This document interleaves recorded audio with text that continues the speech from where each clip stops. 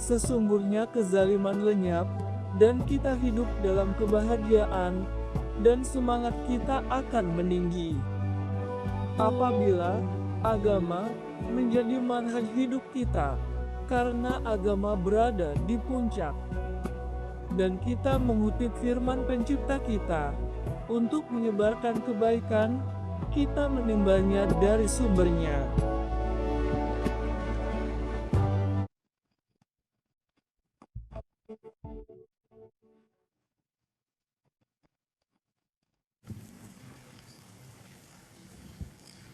Dengan nama Allah Maha Pengasih Penyayang, puji Allah, Rabb semesta. Shalawat untuk Muhammad, keluarga, sahabat. Imam Abu Al-Mawahib Abdul Wahhab Asy-Syarani radhiyallahu anhu berkata, semoga kami diberi manfaat darinya dan ilmu ulama salih. Amin. Hingga beliau radhiyallahu anhu berkata, Abu Hurairah radhiyallahu anhu berkata, dan seorang laki-laki datang kepada Rasulullah Shallallahu alaihi wasallam dan berkata, wahai Rasulullah, aku punya seekor kambing betina muda, jadza'ah, apakah aku boleh menyembelihnya? Beliau menjawab, sembelihlah, dan itu tidak sah untuk orang. Sebagian ulama berkata, hadis ini dalil bolehnya berkurban dengan hewan cacat bagi yang tak punya pilihan, berbeda jika menemukan hewan sehat. Semua hadis dipahami demikian dalam seluruh bab kafarat dan amalan mendekat kepada Allah. Nabi bersabda, udiah terbaik adalah jadza'ah dari domba, ia mencukupi sama seperti saniyah pula. Anasera berkata, seorang lelaki datang berkata, wahai Rasulullah, aku punya kambing muda, cukup untuk kurban? Beliau, ya. Atut, anak kambing telah merumput, kuat, dan berumur setahun. Dan beliau Shallallahu alaihi wasallam bersabda, ada 4 cacat yang tidak sah pada hewan kurban, yang buta sebelah matanya dan jelas kebutaannya, yang sakit dan jelas penyakitnya, yang pincang dan jelas kepincangannya, dan yang kurus hingga tidak bersumsum. Dan Ali radhiyallahu anhu berkata, Rasulullah Shallallahu alaihi wasallam melarangku untuk berkurban dengan hewan yang tanduk atau telinganya patah, yaitu yang tanduk atau telinganya hilang separuh atau lebih. Dan beliau Shallallahu alaihi wasallam melarang berkurban dengan hewan al-musfarrah, an-najf, al-mustasyalah, al-musyaya'ah, dan al-kasrah. Al-musfarrah, telinganya dipotong habis hingga tampak jelas liang telinga. An-najf, matanya kering atau cekung. Al-mustasyalah, hewan tanduknya tercabut dari pangkal. Al-musyaya'ah, yang tak mampu mengikuti kawanan domba karena kurus lemah. Al-kasrah, yang tanpa sumsum, seperti telah disebut sebelumnya. Dan Abu Sa'id Al-Khudri radhiyallahu anhu berkata, aku membeli seekor domba jantan untuk aku kurbankan. Lalu seekor serigala menyerangnya dan mengambil bagian ekornya yang berlemak. Aku pun bertanya kepada Nabi Shallallahu alaihi wasallam, dan beliau bersabda, berkurbanlah dengannya.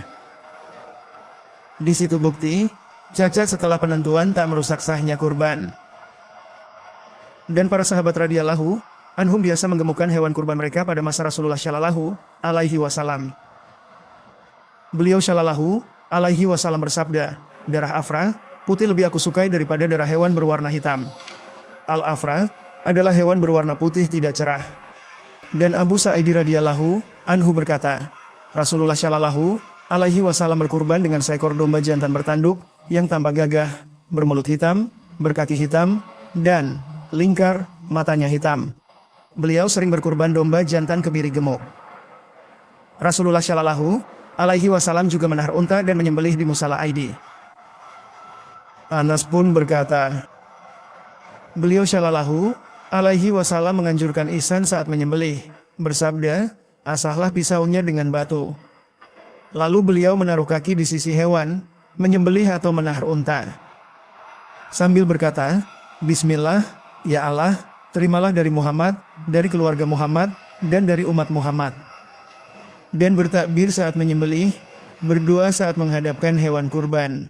Aku hadapkan wajahku kepada Allah, yang menciptakan langit dan bumi dengan lurus, dan aku bukanlah termasuk orang-orang yang musyrik. Sesungguhnya salatku, ibadah penyembelihanku, hidupku dan matiku hanyalah untuk Allah, Tuhan semesta alam, tiada sekutu baginya. Dan demikian itulah yang diperintahkan kepadaku, dan aku adalah orang yang pertama-tama menyerahkan diri kepada Allah. Tiada sekutu baginya. Demikian aku diperintah, aku pertama berserah. Ya Allah, ini dari MU untuk MU, atas nama Muhammad dan umatnya. Dan beliau Shallallahu alaihi wasallam biasa menyembelih unta dalam keadaan berdiri dengan kaki kirinya terikat. Beliau berkata, Allah berfirman, sebutlah nama Allah atas hewan kurban saat berdiri. Ibnu Abbas berkata, Auf berarti berdiri tegak. Anas radhiyallahu anhu berkata, dan kami biasa memakan hewan sembelihan para wanita dan anak-anak pada masa Rasulullah Shallallahu alaihi wasallam. Shalawat MU atas makhluk MU yang paling bahagia, junjungan kami Muhammad, beserta keluarga dan para sahabatnya, sejumlah pengetahuan MU dan sebanyak tinta kalimat MU. Setiap kali orang-orang yang berzikir mengingat MU dan mengingatnya, dan setiap kali orang-orang yang lalai-lalai dari mengingat MU dan mengingatnya. Ya Allah, limpahkan shalawat dan salam terbaik MU kepada makhluk MU termulia, Nabi Muhammad, keluarga dan sahabatnya. Sebanyak ilmu MU dan tinta kalimat MU, orang berzikir mengingat MU dan dirinya, maupun saat manusia lalai mengingat keduanya. Ya Allah, curahkan shalawat terbaik MU kepada makhluk MU terbahagia, Sayyidina Muhammad, keluarga dan sahabatnya, serta salam, sebanyak ilmu MU dan tinta kalimat MU, saat keduanya diingat, dan saat manusia lalai mengingat keduanya. Segala puji bagi Allah yang telah memuliakan kita dengan syariat yang cemerlang dan penjelasannya melalui lisan sebaik-baik manusia. Junjungan kami Muhammad, shalawat, salam, berkah, kemuliaan atasnya, atas keluarganya dan ahlul baitnya yang melalui beliau meraih kesucian. Dan atas para sahabatnya yang dengannya meraih kemuliaan dan kebanggaan, dan atas orang-orang yang mengikuti mereka dengan baik secara sembunyi-sembunyi maupun terang-terangan. Dan atas para ayah dan saudara-saudaranya dari para nabi dan rasul yang mencapai puncak keutamaan dan kemuliaan, dan atas keluarga, sahabat, dan pengikut mereka, serta atas para malaikat yang didekatkan dan seluruh hamba Allah yang saleh, dan atas kami bersama mereka dan di antara mereka. Sesungguhnya Dia adalah yang maha mulia dari segala yang mulia dan maha penyayang dari segala penyayang. Syekh Hasyarani rahimahullah melanjutkan pembahasan tentang kurban, hukumnya, dan keharusan bebas dari cacat. Dia berkata, dan Ali radhiyallahu ta'ala anhu. Dia berkata, jika sembelihan beranak, disebut lagi. Abu Hurairah, seorang datang menyebut hewan ternak, sebagian ulama membolehkan kurban hewan cacat bagi yang tak punya pilihan, tidak bagi yang menemukan hewan sehat. Seorang pria berkata, ya Rasulullah, aku punya kambing muda ini, boleh ku sembelih? Beliau, sembelih, khusus bagimu saja. Dalam hal ini terdapat penjelasan tentang kedudukan beliau Shallallahu alaihi wasallam di sisi Allah Ta'ala, dan bahwa melalui beliau, Allah memberikan kekhususan kepada siapa yang Dia kehendaki.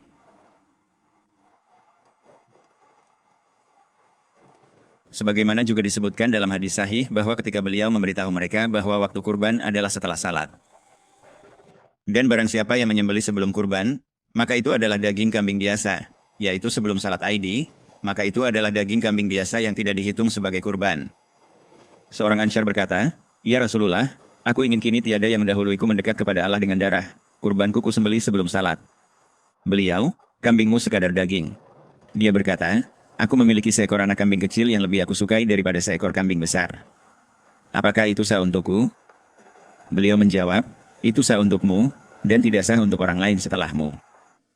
Kekhususan Nabi Shallallahu alaihi wasallam memberi pengecualian kepada yang beliau kehendaki, serta martabatnya pada Rabb-Nya, shalawat, salam, berkah baginya dan keluarganya. Dan dia berkata, hadis ini semuanya dibawa ke makna ini dalam semua bab kafarat dan denda, bahwa hewan yang memiliki cacat tidak sah. Beliau bersabda, kurban terbaik jadza'ah dari domba, memenuhi syarat seperti saniyah juga. Telah kita bahas sebelumnya penjelasan tentang jadza'ah, yaitu menurut Syafi'iyah adalah hewan yang gigi depannya telah tanggal, baik setelah 6 bulan atau telah mencapai 1 tahun dan masuk tahun kedua.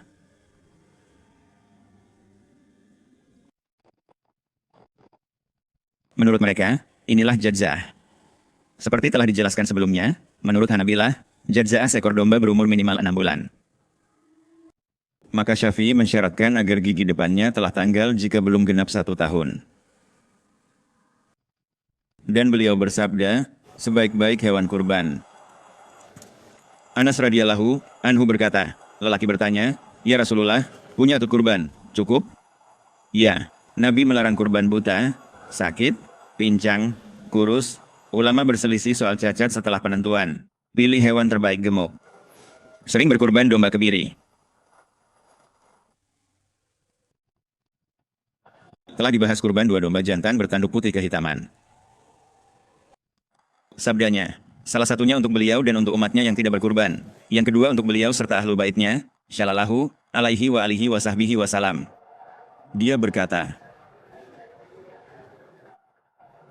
maka ada hal-hal yang disunahkan terkait dengan hewan kurban. Semakin gemuk, semakin baik. Domba jantan bertanduk, putih kehitaman, dikebiri diutamakan.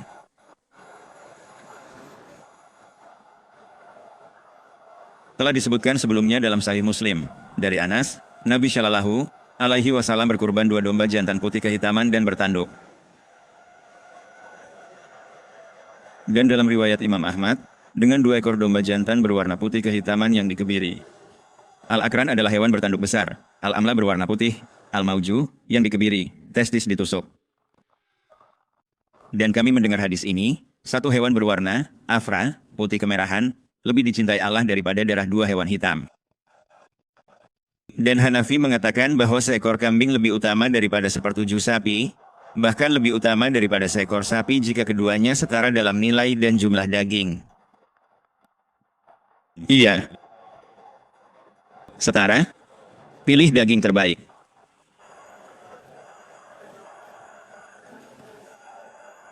Dan demikian pula mereka mengatakan bahwa domba dan kambing jantan jika dikebiri, maka ia lebih utama daripada betina. Jika tidak, maka betina lebih utama jika nilai dan jumlah dagingnya setara. Betina unta dan sapi lebih utama dibanding jantan, daging nilai setara. Mazhab Maliki mengatakan disunahkan agar hewan kurban itu baik, yaitu dari hewan ternak terbaik dan gemuk. Disunahkan untuk menggemukkannya. Atau menggemukkannya, disunahkan menggemukkan kurban, ya.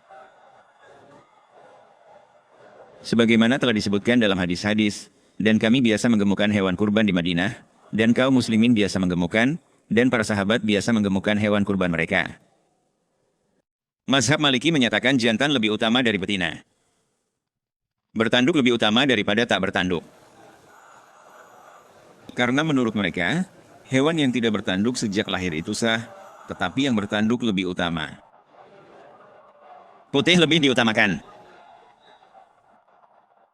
Dan yang menakjubkan menurut mereka juga adalah bahwa menurut mazhab Maliki, pejantan utuh lebih diutamakan daripada yang dikebiri. Ia lebih utama kecuali jika yang dikebiri lebih gemuk. Menurut lainnya, kolik unggul. Demikian pula, Imam Syafi'i mengatakan, kurban yang paling utama adalah dengan 7 ekor domba, kemudian dengan unta, kemudian dengan sapi, kemudian dengan 1 ekor domba, kemudian 7 bagian unta, kemudian 7 bagian sapi. Maka ini adalah urutan keutamaan menurut mereka. 7 ekor domba lebih utama daripada unta dan lebih utama daripada sapi. 7 domba, lalu unta, sapi. Setelah sapi adalah 7 bagian unta. Setelah 7 bagian unta adalah 7 bagian sapi. Kemudian, domba lebih utama daripada kambing, dan jantan yang belum pernah mengawini lebih utama daripada betina yang belum pernah melahirkan. Lalu jantan kawin, dan yang betina melahirkan. Putih paling utama, lalu afra, lalu kuning, lalu merah, belang, dan terakhir hitam. Menggemukkan disepakati sunnah. Dan mazhab Hanbali mengatakan, kurban yang paling utama adalah unta, kemudian sapi, kemudian domba, kemudian patungan unta, kemudian patungan sapi.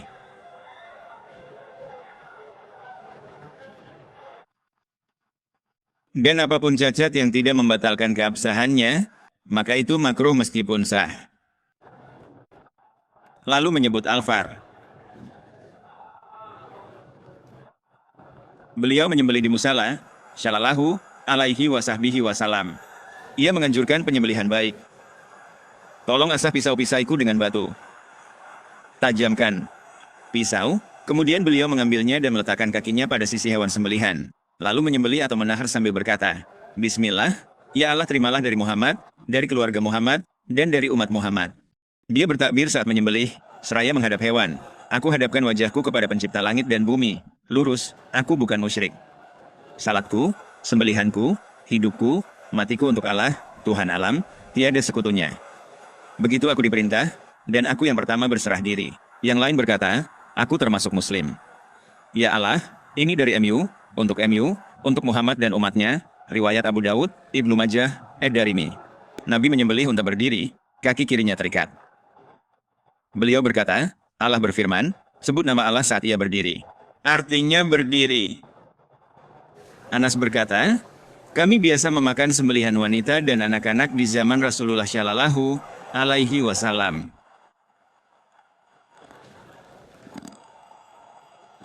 Dan bahwasanya sembelihan seorang wanita itu boleh jika ia menyembelihnya sendiri atau hewan kurban itu miliknya dan ia menyaksikannya, maka disunahkan baginya untuk menyaksikannya sebagaimana sabda Nabi Shallallahu Alaihi Wasallam kepada Sayyidah Fatimah.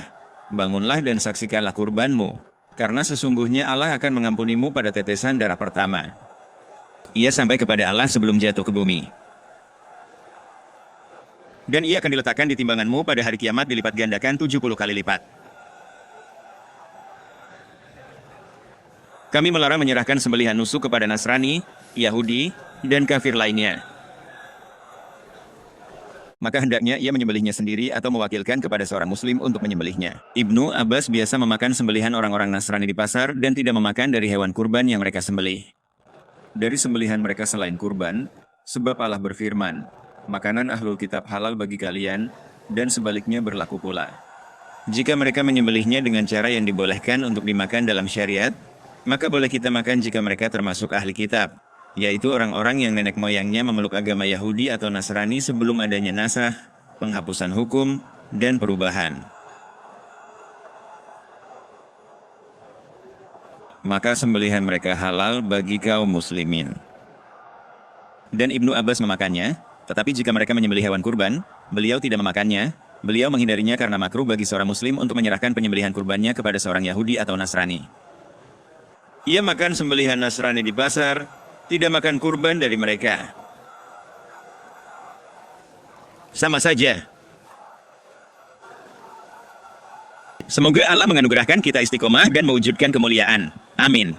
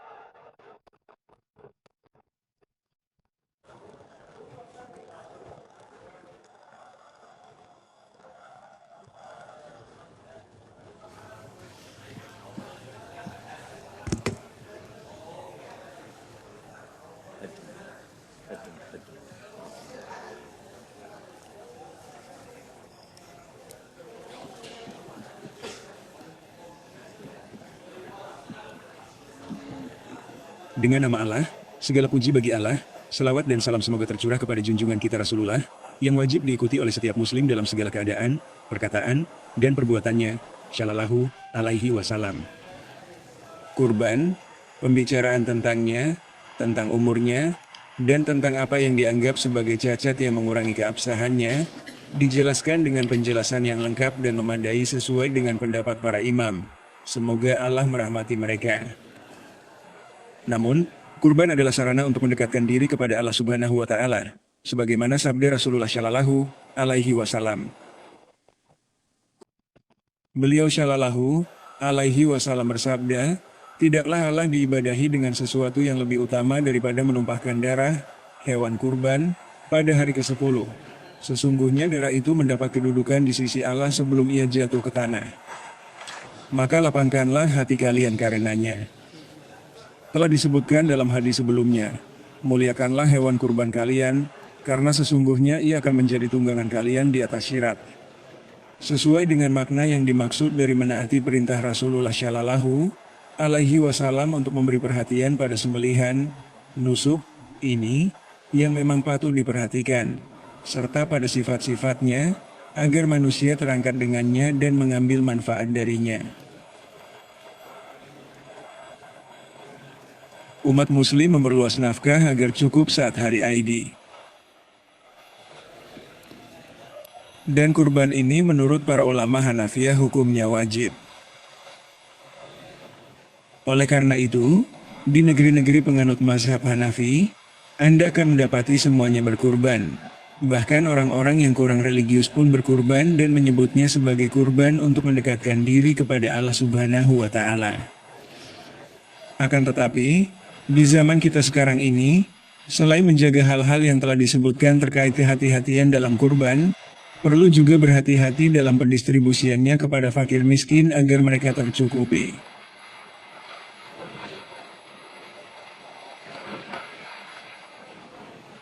Karena tujuan syariat. Tujuan syariat adalah agar pada Idul Fitri mereka tercukupi dengan zakat fitrah, dan pada Idul Adha mereka tercukupi dengan daging kurban. Karena orang-orang biasanya memakan daging pada hari raya, maka syariat bermaksud untuk mencukupi mereka.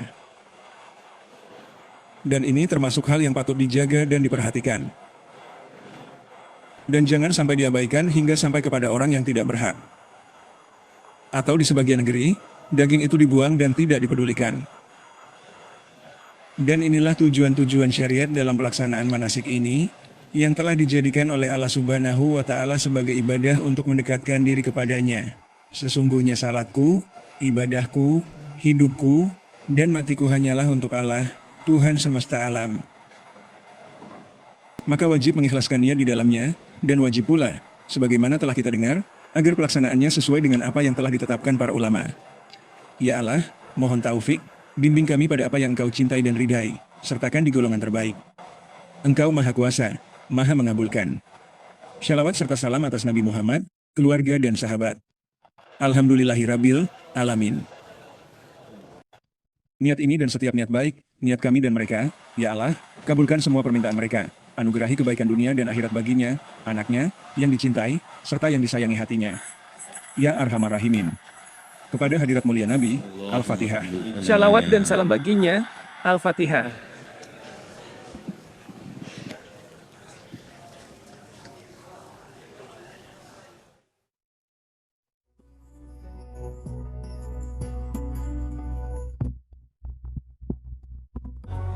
Maka disingkirkanlah kegelapan dari kami hidup dalam kebahagiaan, dan semangat kami meninggi ketika itulah jalan hidup kami, karena agama berada di puncak, dan kami berpegang pada firman pencipta kami untuk memakmurkan, demikianlah kami menimba darinya.